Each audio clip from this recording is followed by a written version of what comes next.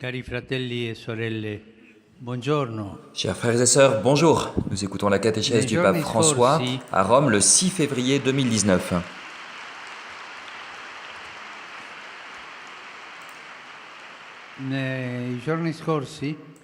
Ces derniers jours, j'ai réalisé un voyage apostolique plutôt bref aux Émirats arabes unis, un voyage bref mais très important qui,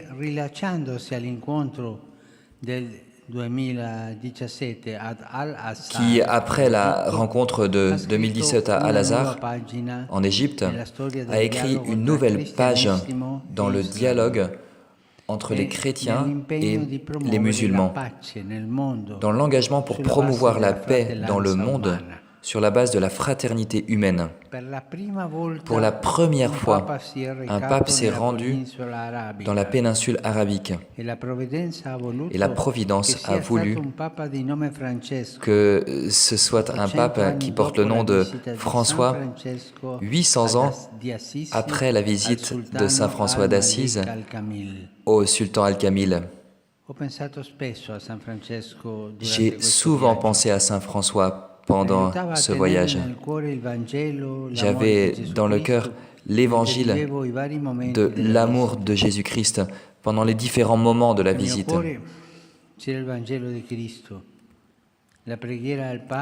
L'évangile du Christ, la prière au Père pour tous ses enfants, en particulier pour les plus pauvres, pour les victimes des injustices, des guerres, de la misère. La prière pour que le dialogue entre le christianisme et l'islam soit un facteur décisif pour la paix dans le monde d'aujourd'hui.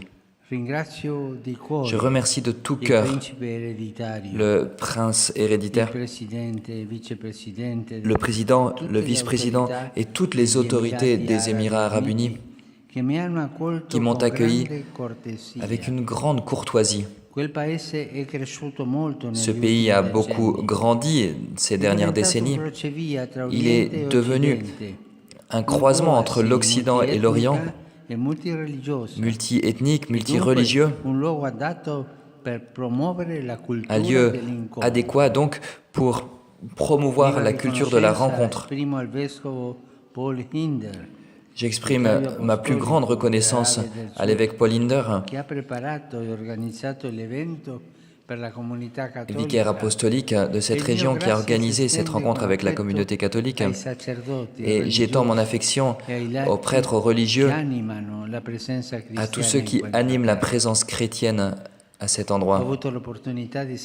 J'ai eu l'occasion de saluer le premier prêtre qui était allé là-bas. Il est encore vivant, il a 90 ans, il a fondé plusieurs communautés. Il est en chaise roulante, il est aveugle. Mais le sourire ne quitte jamais son visage, le sourire d'avoir servi le Seigneur, d'avoir fait tellement de bien.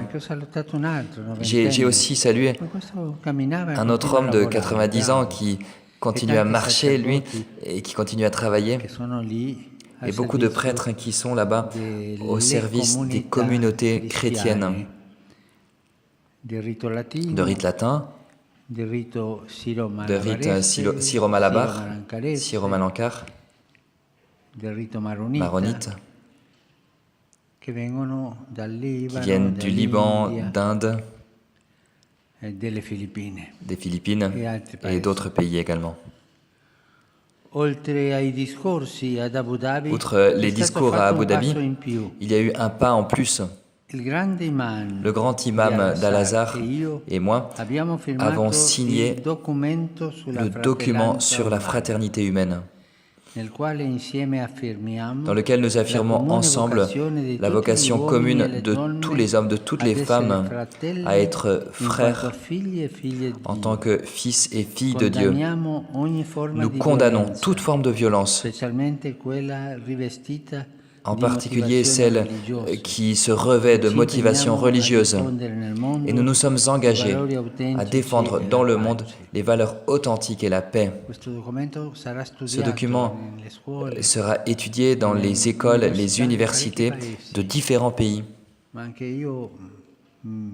Mais je voudrais vous demander de le lire que vous le lisiez, que vous le connaissiez, parce qu'il donne une impulsion pour avancer dans le dialogue sur la fraternité humaine.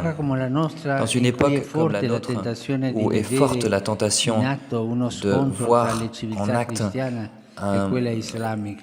un affrontement entre la civilisation occidentale et la civilisation musulmane, et de voir les religions comme des sources de conflit, nous avons voulu donner un nouveau signe clair et décisif qu'il est possible, au contraire, de se rencontrer, qu'il est possible de se respecter et de dialoguer, et que même dans la diversité des cultures, des traditions, le monde chrétien et le monde musulman apprécient et soutiennent des valeurs communes: la vie, la famille, le sens religieux, l'honneur dû aux personnes âgées, l'éducation des jeunes et d'autres valeurs encore. Dans les Émirats arabes unis, il y a environ 1 million de chrétiens, un peu plus, qui viennent de différents pays, en particulier d'Asie.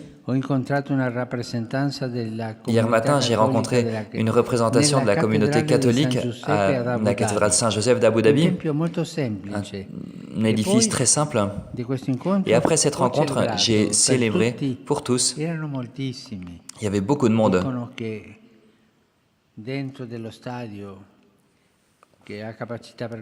On dit que donc il y avait le stade de 40 000, et puis en plus il y en avait qui étaient à l'extérieur, et donc probablement il y avait environ 150 000 personnes. J'ai célébré l'Eucharistie dans le stade de la ville et j'ai annoncé l'évangile des béatitudes à cette messe qu'on célébrait avec les patriarches, les archevêques majeurs et les évêques présents. Nous avons prié particulièrement pour la paix et la justice, en priant particulièrement pour le Moyen-Orient et pour le Yémen.